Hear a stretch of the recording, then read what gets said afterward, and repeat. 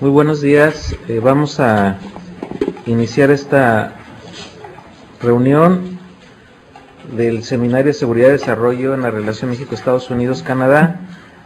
Quiero agradecer a todos ustedes su presencia en COLEF.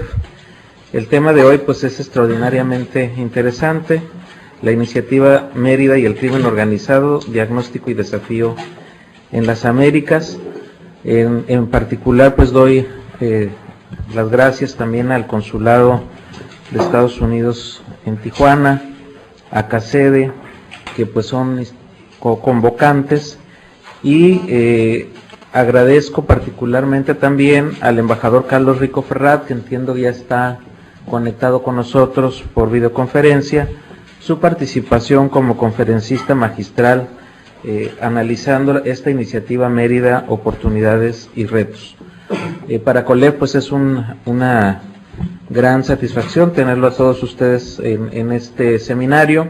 Varios de ustedes ya han participado en él, y ahora pues esta focalización alrededor de la iniciativa Mérida pues nos da oportunidad de hacer un diagnóstico de esta iniciativa, de lo que significa para la relación México-Estados Unidos, y además pues su efecto esperado con relación a crimen organizado y su eficacia en controlarlo y descomponer pues esa estructura que tanto daño hace a la relación economía, salud, instituciones incluso de ambos países. Les reitero la bienvenida y vamos a proceder rápido dado el retraso que tenemos ya con el inicio del programa. Muchas gracias a todos, y por favor, doctor Ramos, damos inicio al programa. Buenos días. Buenos días a todas las sedes que están conectadas: Ciudad de México, Casa COLEF, el ITESO en la ciudad de Guadalajara y las demás sedes, igualmente la Secretaría de Relaciones Exteriores. Rápidamente, dada la premura del tiempo, voy a hacer alguna breve semblanza del embajador Carlos Rico Ferrat. Como ustedes conocen, él es el subsecretario para América del Norte. Es licenciado en Relaciones Internacionales por el Colegio de México. Además cuenta con una maestría en Estudios Diplomáticos por el Instituto Matías Romero de Estudios Diplomáticos, y es miembro de carrera del Servicio Exterior Mexicano. En la Secretaría de Relaciones Exteriores se ha desempeñado en varios puestos, entre los que destacan coordinador de asesores del subsecretario para Asuntos Multilaterales y Económicos, director general para América Latina y el Caribe, director general para América del Norte en el periodo del 98 al 1999.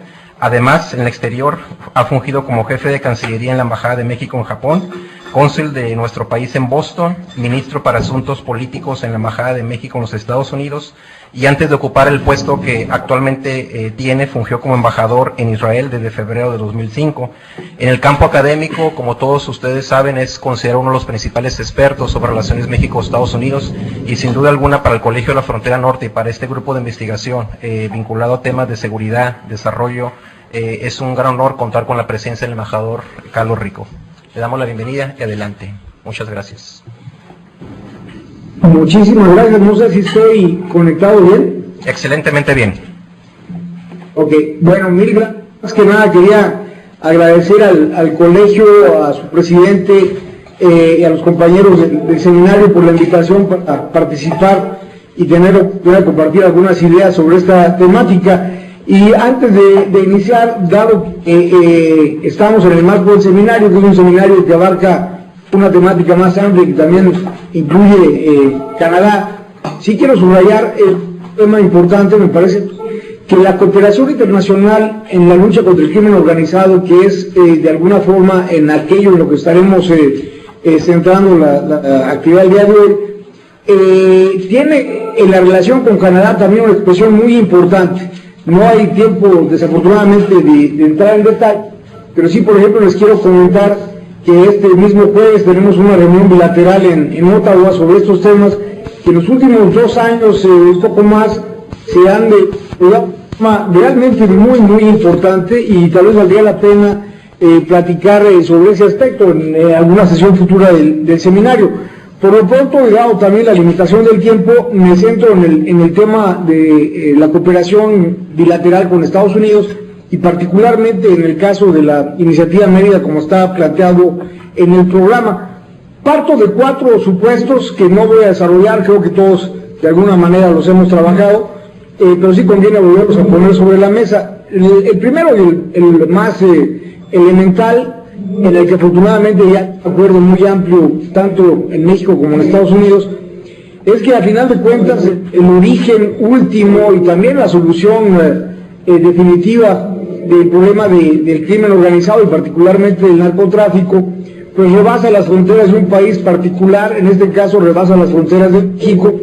La solución, por mejor esfuerzo que hagamos en México, el país, las autoridades, la sociedad mexicana, por luchar en contra de esta amenaza a la seguridad de nuestra población, la verdad es que tenemos siempre la limitación de que el origen y la solución están fuera de nuestras fronteras y por tanto, y es el punto que quiero subrayar, la necesidad siempre de incorporar la cooperación internacional en cualquier estrategia de lucha a este respecto.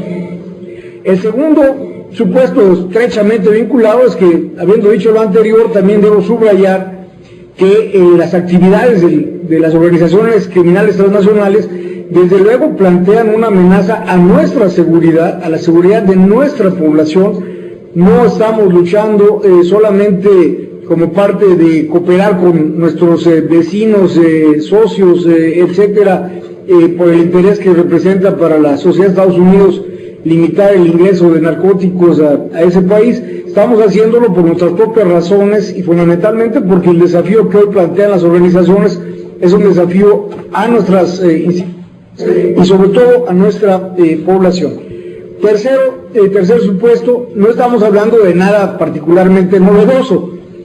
Hay antecedentes muy claros en esto que desde luego no vale la pena hacer toda la historia, pero sí recordar que ya para fines de los 90 habíamos logrado un primer paso significativo. Como ustedes recordarán, fue en ese momento la primera ocasión en la que logramos tener un documento en el que tuviésemos un diagnóstico compartido, un diagnóstico único de ambos países sobre la naturaleza del desafío que enfrentábamos. En ese momento todavía muy centrado en el tema del narcotráfico y la farmacodependencia, pero sí conviene recordar que antes de eso, antes de lo que logramos alcanzar a finales de los 90, y algunos de los compañeros que están en el panel estuvieron también en aquella ronda previa, la verdad es que no teníamos un diagnóstico común de cuál era la naturaleza del desafío que enfrentábamos.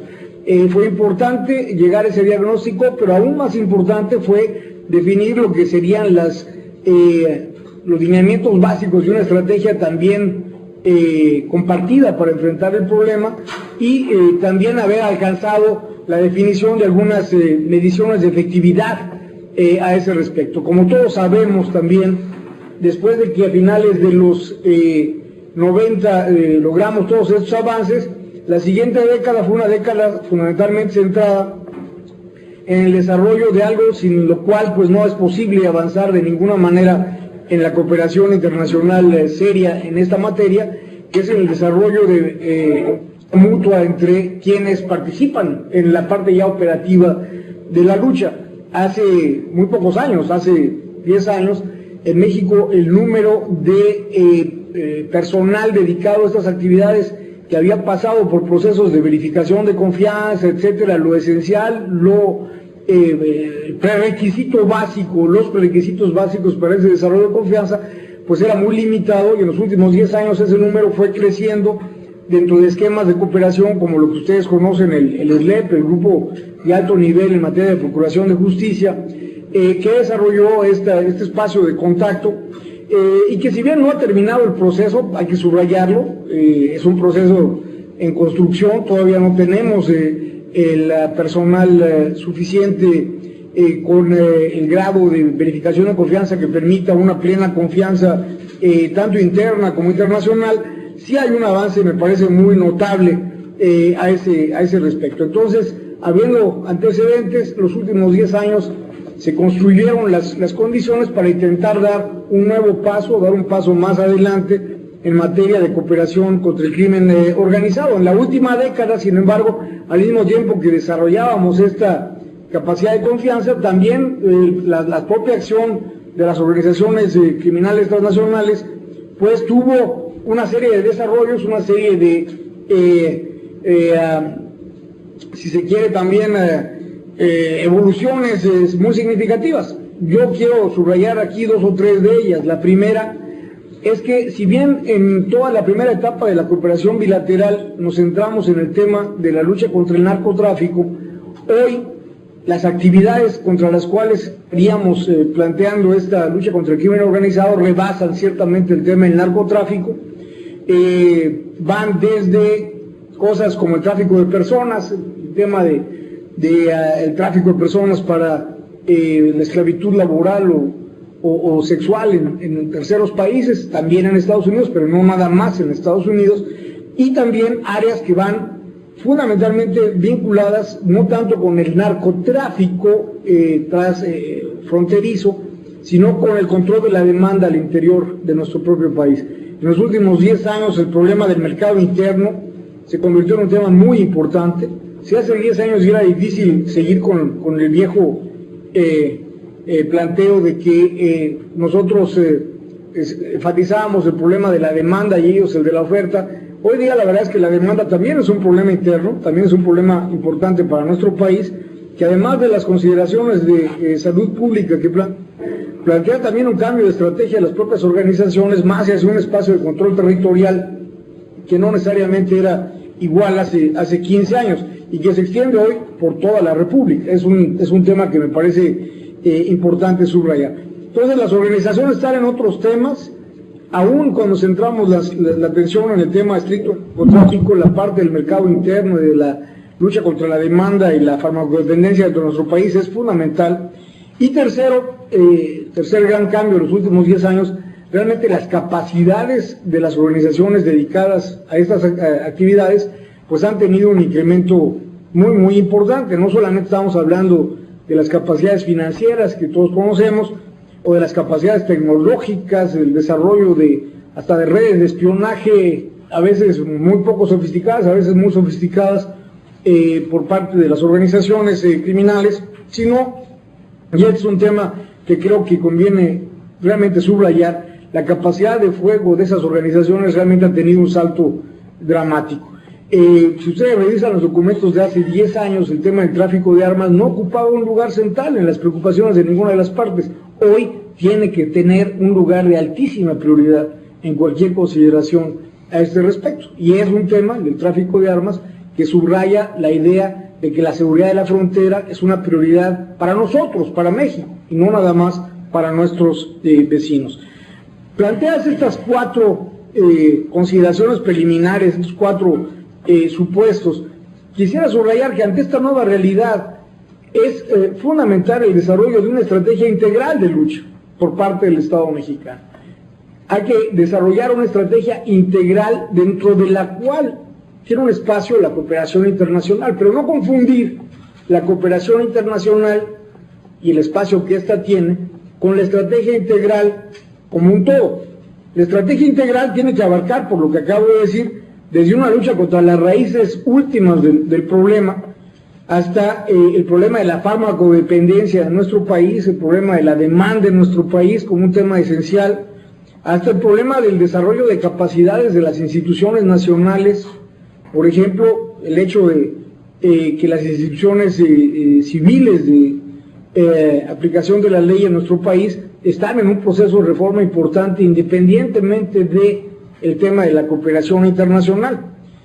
Y desde luego, como un componente importante de la estrategia integral, el combate contra las organizaciones criminales. Pero lo que quiero subrayar es que la estrategia integral es algo mucho más amplio que la cooperación internacional. La cooperación internacional tiene un lugar específico dentro de la estrategia y es un lugar que en la definición de política que ha hecho el gobierno mexicano parte de 2 consideraciones fundamentales. La primera, habiendo ya dicho que este es un problema también de nosotros, un problema seriamente de amenaza a la seguridad de nuestra población, subrayar que va a ser con nuestros propios medios como tratemos de encarar el problema en toda la medida posible y que por tanto la cooperación internacional tratará de complementar aquello que con nuestros propios medios fuese más difícil de alcanzar. Gracias. La cooperación internacional también, y este es el segundo gran supuesto para ubicarla dentro de la estrategia integral, es mucho más que la transferencia de recursos y desde luego abarca mucho más que la relación con Estados Unidos. Para nosotros, cooperación internacional tiene que ver fundamentalmente con el desarrollo de políticas reales de corresponsabilidad que pueden ir desde el intercambio de inteligencia, elemento fundamental en este nuevo momento de la lucha contra el crimen organizado, hasta acciones en las jurisdicciones de otros países. ¿Qué estoy queriendo subrayar? Para nosotros es a veces más importante lo que nuestros socios hagan en su propio territorio que los recursos que puedan transferir a nuestro país. ¿Qué quiero decir con esto?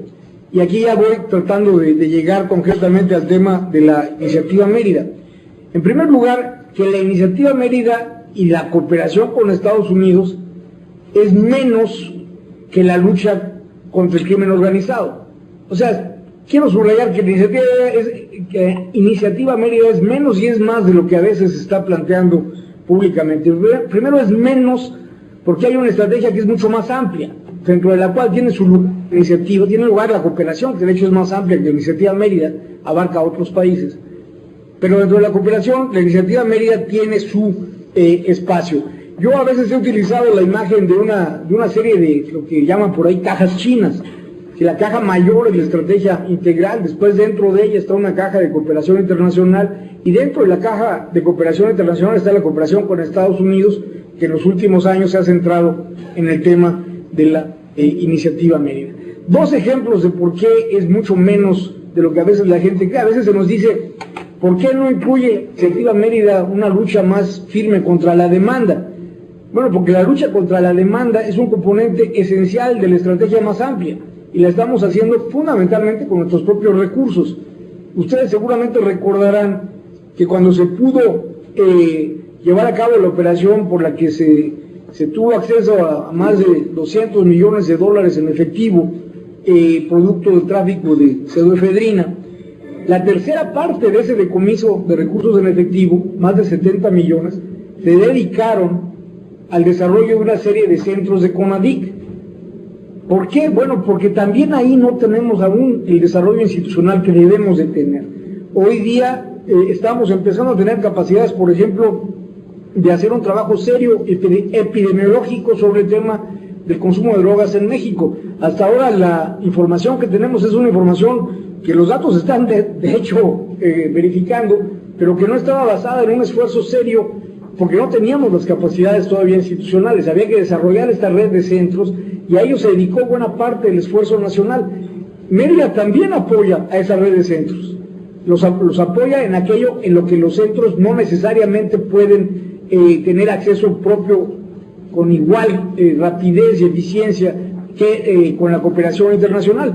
Pero el desarrollo de los centros es una prioridad nacional, desarrollada con recursos nacionales. Alguna gente todavía nos llega y nos subraya que por qué no hay más fondos para desarrollo social.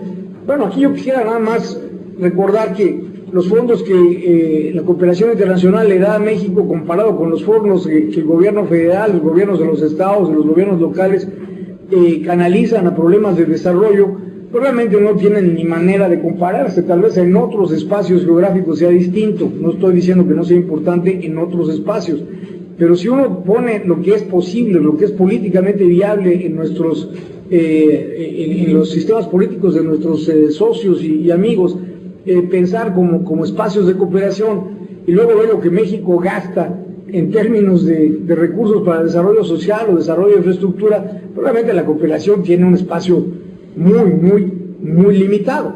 Entonces, pretender que sea a través de la cooperación internacional como vamos a hacer esfuerzos de desarrollo social, pues sería limitar dramáticamente esos esfuerzos, cosa que nadie está en este país dispuesto a hacer. Habiendo dicho que la iniciativa Mérida es menos que la estrategia integral, también quiero subrayar que la iniciativa Mérida es más, mucho más que la transferencia de recursos en la que se ha centrado la atención de la prensa y de los medios en los últimos meses, por razones lógicas, es perfectamente comprensible. Ahí ha estado el debate legislativo en Estados Unidos y también en México, y es lógico que por ahí debamos de empezar, pero lo que quiero subrayar es que es mucho más. Déjenme nada más darles 3 o 4 datos esenciales a este respecto. Primero, aún en transferencia de recursos, ¿sí?, siendo esto muy importante porque, insisto, nos permite acceder a recursos que no están disponibles en el mercado. O sea, si yo voy a tener la capacidad de desarrollo de inteligencia en las instituciones mexicanas a partir del acceso a los principales software disponibles sobre esto en la comunidad de inteligencia, por ejemplo, de Estados Unidos, pues realmente eso no puedo ir a una tienda de software comercial y comprarlo. Esos son programas que son propietarios, que tienen solamente algunas posibilidades de acceso. Lo mismo que, por ejemplo, toda la aviónica de las aeronaves que uno puede comprar las aeronaves que están disponibles en el mercado, pero sin la aviónica, sin los equipos necesarios para lo que nosotros estamos utilizándolas, realmente su uso es muy limitado. Y esa aviónica está limitada en su venta también por la legislación de exportaciones sensibles del gobierno norteamericano, y por tanto tampoco podríamos, como a veces alguna gente nos ha subrayado, y sencillamente comprarlo por ahí en algún otro lugar. El tema importante aquí es que, a pesar de la importancia de esos recursos, por las razones que he dicho, comparados con los recursos que el gobierno federal le mete, y estoy hablando nada más del gobierno federal, a la lucha contra el crimen organizado, realmente pues, son muy limitados. Recuerden, en 2007, aquellas partes de los presupuestos de las dependencias vinculadas con la lucha que tenían que ver específicamente, no todos los presupuestos, aquella parte de los presupuestos que tenía que ver con la lucha contra el crimen organizado, era de 2.5 miles de millones de dólares, cuando en 2007 empezamos a discutir medidas, estaba hablando de, para el primer tramo, alrededor de 500 millones, 400 millones, etcétera. Lo que el gobierno mexicano estaba poniendo eran 2.5 mil millones de dólares. El año pasado, 2008, pusimos 3.800 millones de dólares.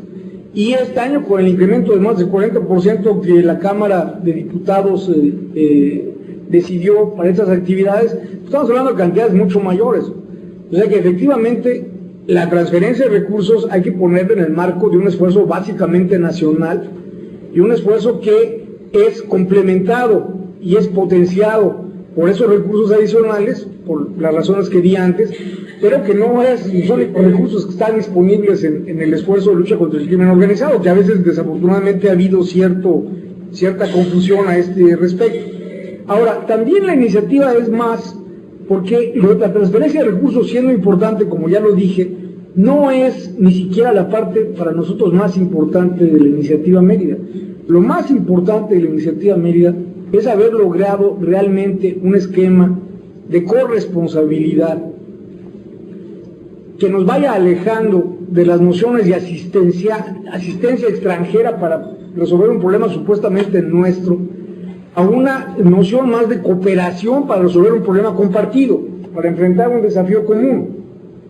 ¿A qué voy con esto?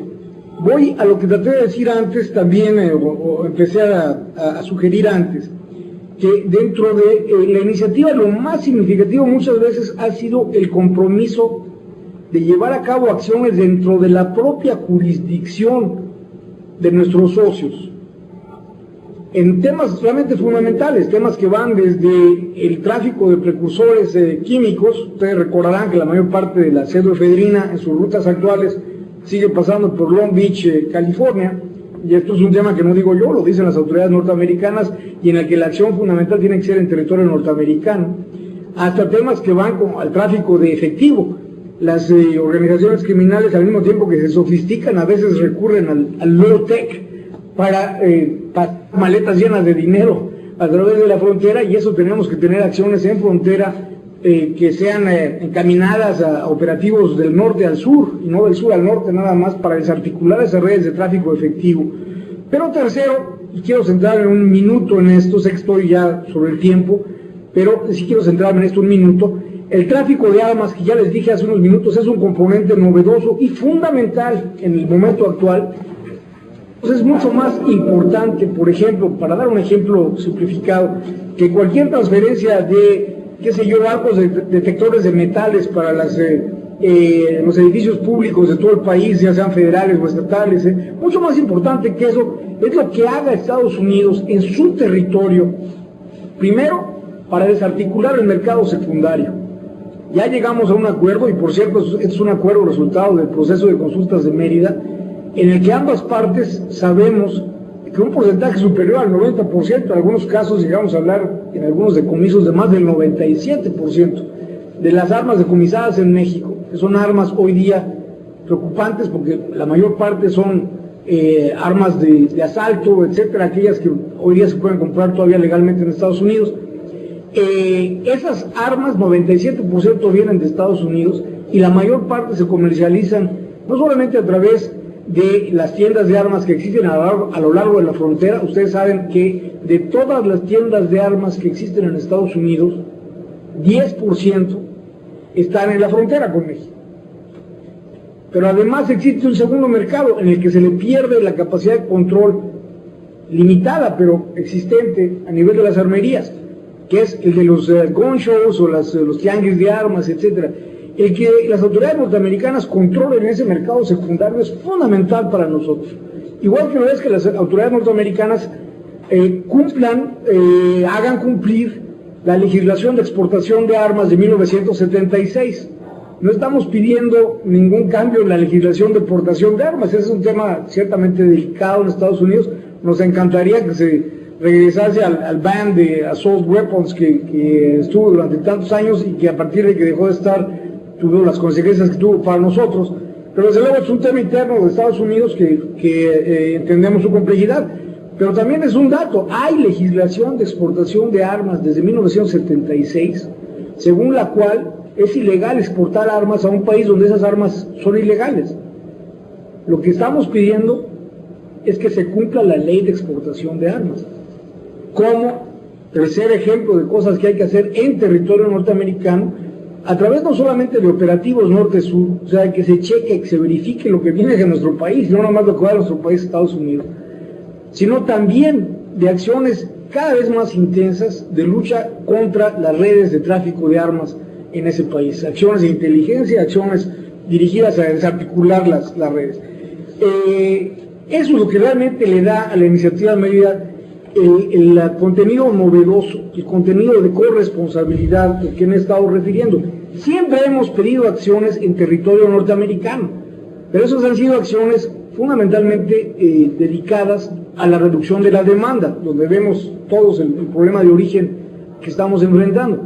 Hoy no estamos pidiendo nada más esfuerzos de reducción de demanda como los que de hecho hace a través de ONDCP, el gobierno norteamericano, etcétera, sino que estamos pidiendo cosas tan específicas como las que acabo de subrayar. Lo mismo podría ser, si quieren, el ejemplo en el caso de precursores químicos o de dinero en efectivo. Las acciones que estamos pidiendo son acciones en territorio norteamericano y muy específicas.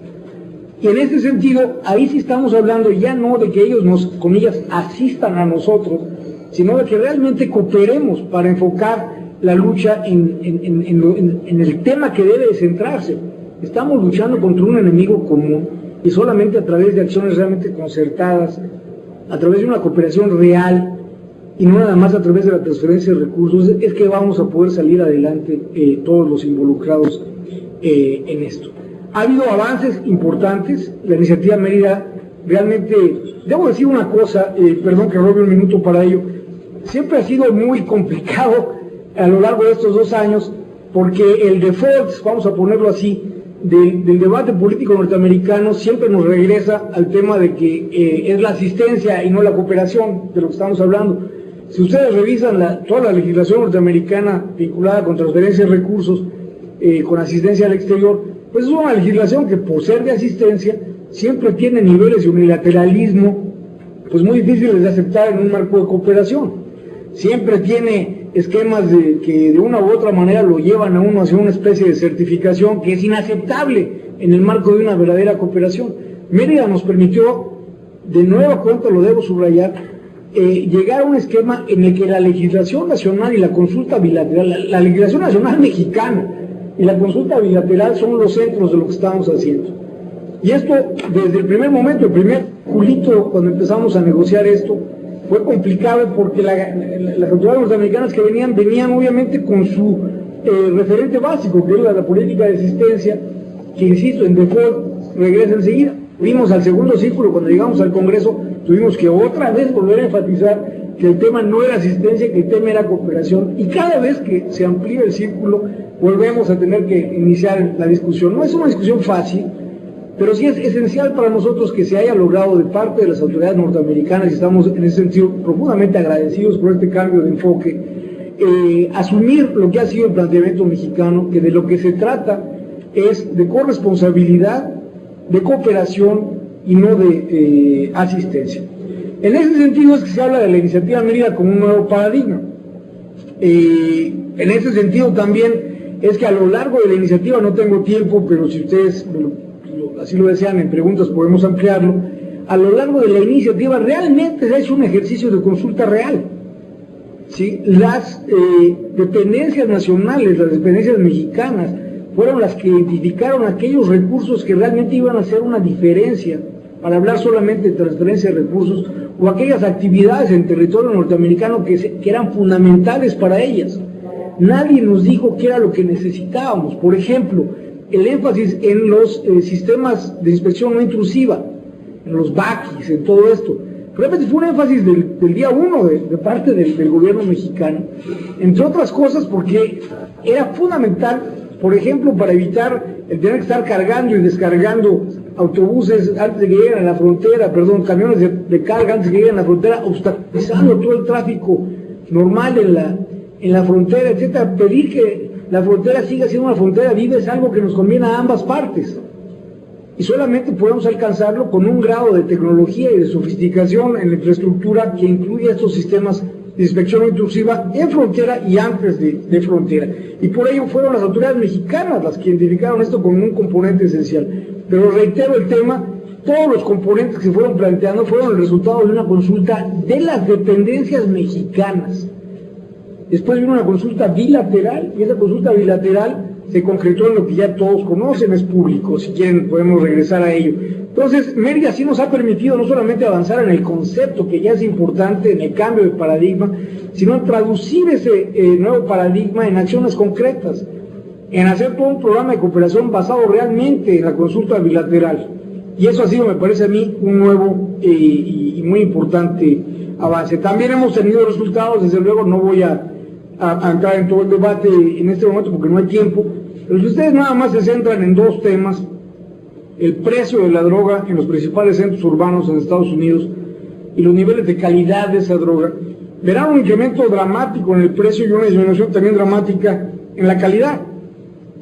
Las autoridades norteamericanas han subrayado que eso es en última instancia el mejor indicador de que hemos logrado impedir que sigan accesando a ese territorio una cantidad muy importante de drogas que afectarían a la población norteamericana.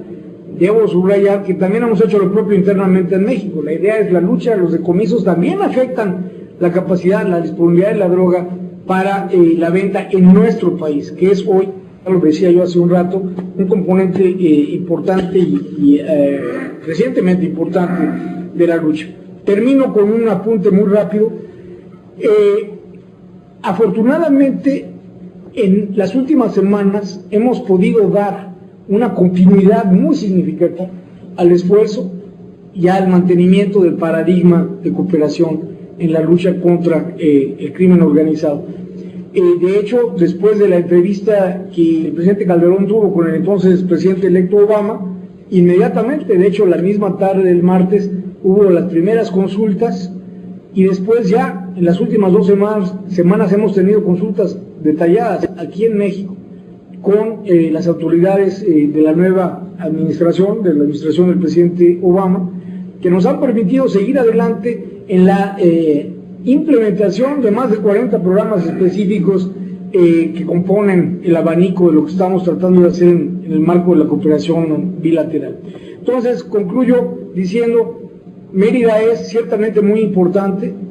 Mérida es menos que la estrategia nacional, pero más que la transferencia de recursos, y Mérida es un ejemplo de cómo la cooperación internacional se puede dar en un marco de verdadera corresponsabilidad, con un respeto pleno de la legislación nacional, de las normas internas, de la jurisdicción de cada uno de los países, pero de manera al mismo tiempo que respetuosa, eficiente. Este es el esfuerzo que estamos tratando de llevar adelante. El costo que estamos pagando pues es altísimo, desde luego, México como sociedad está pagando un costo muy alto del esfuerzo que estamos haciendo. En la frontera el costo es particularmente alto, pero estamos convencidos de que esta es una lucha que podemos ganar, que debemos ganar, que vamos a ganar, porque el nuevo esquema de cooperación internacional nos va a permitir contribuir de mejor manera al esfuerzo nacional de lo que hubiera sido el caso en otras condiciones. Gracias.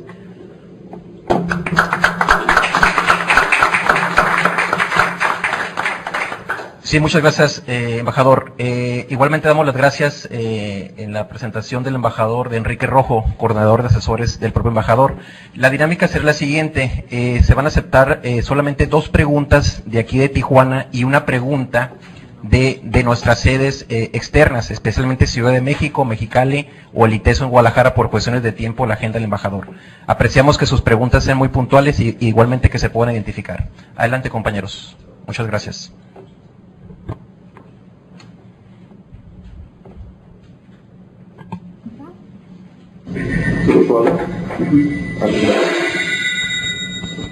Soy Julia Monarres, investigadora del Colegio de la Frontera Norte en Ciudad Juárez. Adelante, Julia. Primero quiero felicitar al embajador por su conferencia, muchísimas gracias, muy ilustrativa. Cuando él dice que es una guerra que vamos a ganar y que la sociedad está sufriendo mucho, yo como habitante de Ciudad Juárez y como investigadora en Ciudad Juárez, yo me pregunto, en frente a esa cooperación bilateral que tienen Estados Unidos y México, Ciudad Juárez tiene 1.600 muertos el año pasado, en el 2008, hoy vamos con 224 y todavía no termina febrero.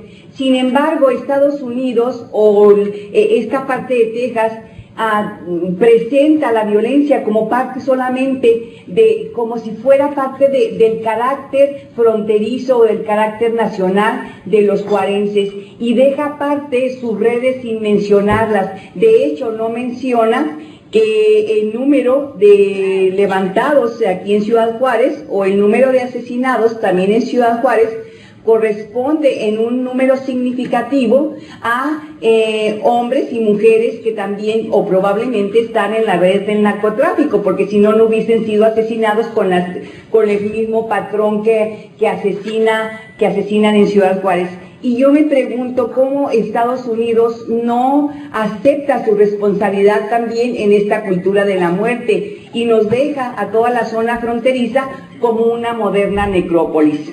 Gracias. Muchas gracias, Julia. Si habría otra pregunta, Tijuana, Mexicali, Ciudad de México y Guadalajara. Hola, en Casa Colas tenemos una pregunta. Adelante, Anita. Sí, buenos días, Nidia Igremí de la revista Contralínea. Una pregunta. Abordaron el tema de la creciente capacidad de inteligencia del crimen organizado, y en ese sentido quisiera ver también si ustedes están contemplando que esa capacidad de inteligencia y de movilidad se está traduciendo en la creación, construcción de los túneles transfronterizos, que suman ya muchísimos, incluso no hay una cifra exacta, pero ¿cómo lo ven desde la perspectiva de la iniciativa Mérida? Gracias. Muchas gracias. Si habría una última pregunta, Tijuana. Adelante, doctor Guillén. Sí. Una pregunta sobre los escenarios complementarios, embajador. Se indicó que la iniciativa Mérida es relevante especialmente por las nuevas reglas de la relación México-Estados Unidos, que forma parte de una iniciativa mucho más integral que establece el Estado mexicano. Y aquí la pregunta es si pudiera hacer algún comentario sobre las rutas complementarias a esta iniciativa desde el ámbito nacional, que efectivamente pudieran combatir con mayor eficacia, sobre todo el tema de la corrupción de policías, que es parte fundamental del problema. Entonces, en ese terreno, no sé si existe algún comentario sobre este otro mapa adicional sobre combate al narcotráfico que excede los alcances de la iniciativa Mérida. Muchas gracias. Le cedemos la palabra al embajador. Adelante, embajador Carlos Rico. Bueno, muchas gracias, muy interesantes los tres comentarios.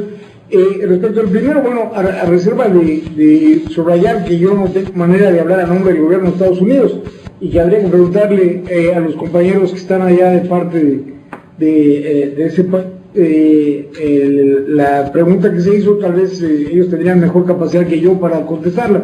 Sin embargo, sí puedo decir dos cosas. La primera, que efectivamente el tema de la violencia en la frontera es un tema ya de preocupación a ambos lados de la frontera. Hay una situación en la que ya se pasa no solamente de lo que muchas veces hemos todos sabido, que muchas veces el lado norte de la frontera, visto desde nuestro país, era un lugar de refugio para los propios familiares y los propios narcotraficantes, o se reclutaban algunos de los sicarios que después eran utilizados por las organizaciones mexicanas en las pandillas de lugares como Barrio Logan, etcétera, cosas que todos sabemos, pero que hasta ese momento, hasta hace muy poco, todavía se pensaba del lado de Estados Unidos, al parecer, aunque reitero, yo no soy quien para hablar a nombre de Estados Unidos, que la violencia se podía contener del otro lado de la frontera. Hoy día hay una preocupación seria.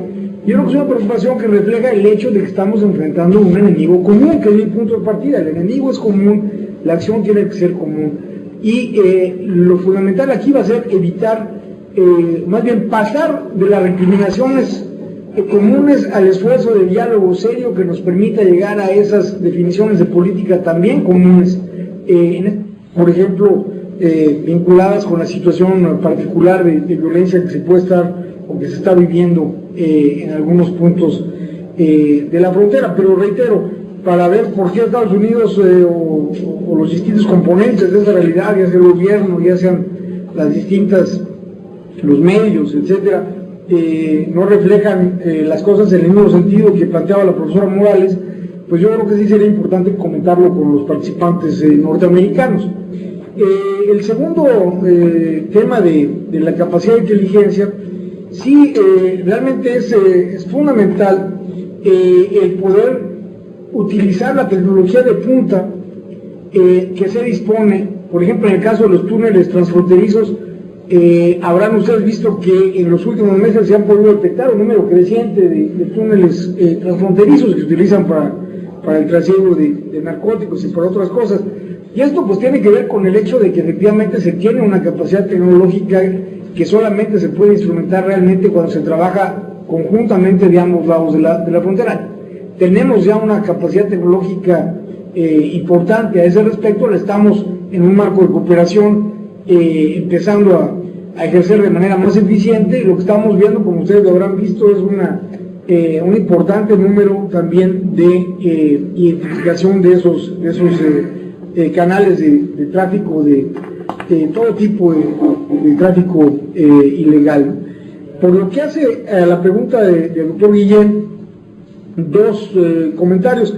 Hay un tema que yo no pude ver, pero sí, hablando de complementario, es muy importante que pensamos que el tema no nada más México, Estados Unidos, involucra desde luego en diversos aspectos también a Canadá, como ustedes lo están viendo en su seminario, pero también involucra de manera muy inmediata a nuestros países hermanos de América Central, y tenemos que trabajar muy bien con ellos también en este desarrollo de una estrategia que va a tener que ser por naturaleza regional. Cada éxito nuevo que tiene el gobierno de México pues va empujando a las organizaciones criminales hacia países que están también en la ruta, igual que nosotros, hacia el mercado todavía hoy más importante del mundo, y la cooperación con esos países de parte de todos los otros involucrados va a tener que ser central. Entonces digo, además de lo que voy a decir en un momento estrictamente interno, nacional, hay que tomar en cuenta que la estrategia que traté de plantear, por necesidad, tiene que tener un componente regional, pero que es un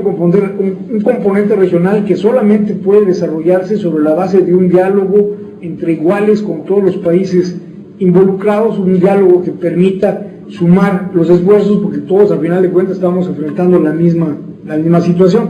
Por lo que hace a lo interno y particularmente al tema, por ejemplo, de la lucha contra la corrupción que planteaba el doctor Guillén, es un componente fundamental. Yo les decía, hace 10 años, cuando empezamos a hacer todo esto, de manera más articulada a partir de una serie de acuerdos más precisos, etcétera. Nos encontramos con un problema muy serio. El problema muy serio es que si no se desarrolla una capacidad de verificar la credibilidad, la confianza de los participantes en la lucha, pues es muy difícil avanzar en la misma. Eso hizo que desde el primer momento, y aún antes de Mérida, por cierto, desde enero y febrero del 2007, antes de que en marzo se planteara por primera vez la iniciativa, planteásemos también la reforma de las instituciones, y dentro de esta reforma, la Secretaría de Seguridad Pública, quien obviamente hablará con mucho mayor solvencia, esto en sus propios términos, pero sí quiero subrayar que la propia Secretaría planteó la creación de un Centro Nacional de Verificación de Confianza que nos permita pasar del grupo todavía, como les decía hace unos minutos, limitado de personal que se dedica a esto y que pasa por controles de confianza realmente cuidadosos, delicados, difíciles, etcétera. Se puede incrementar recientemente ese número. Lo que se está haciendo es la creación de este Centro Nacional de Control de Confianza, que será en primera instancia obviamente obligatorio para todas las policías de nivel federal, pero ustedes saben que solamente 10% de la policía es federal, el 90% de la policía es de nivel estatal y local, y ahí la idea es que el centro ofrezca también el servicio y dé muy buenas razones para que los gobiernos de los estados y los municipios del país encuentren también la posibilidad de pasar por este esquema de control, no solamente para el reclutamiento de los policías, sino también para la verificación regular y sistemática de su conducta. Recuerden una sola cosa: hasta ahora, hasta lo que se ha hecho en los últimos 2 años, no teníamos ni siquiera en nuestro país un sistema de base de datos que nos permitiera saber que si un policía era despedido, qué sé yo, en el estado de Baja California por haber cometido un acto grave, no pudiera llegar a otro estado de la República y recontratarse sin que quienes lo recontratan supieran del antecedente que tenía. No teníamos una base de datos que permitiera hacer esto. Esta es una de las prioridades que el desarrollo institucional tiene hoy en nuestro país. Tener los instrumentos que nos permitan encarar problemas como ese, que son fundamentales, porque hoy día una persona que comete un acto, para hablar del problema que plantea el doctor, un acto de corrupción que es identificado como tal, que es sancionado, etcétera, se puede ir a otro estado de la República y volverse a contratar, ¿sí? Empieza a ser muy difícil para ellos porque empezamos a tener la capacidad instrumental, la base de datos que nos permite saber qué es lo que está sucediendo en los distintos niveles y en los distintos órdenes de gobierno.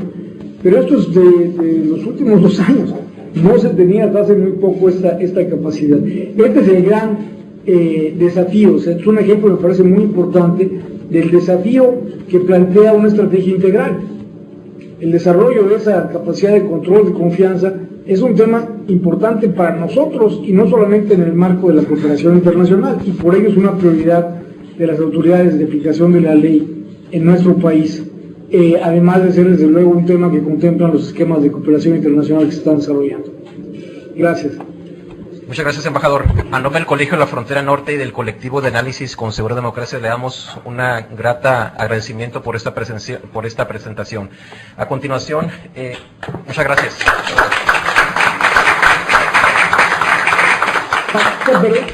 Un poco en los tiempos, pero hablar de esos temas, sobre todo a tanta distancia, siempre es tentador. Gracias. No, muchas gracias. Muchas gracias.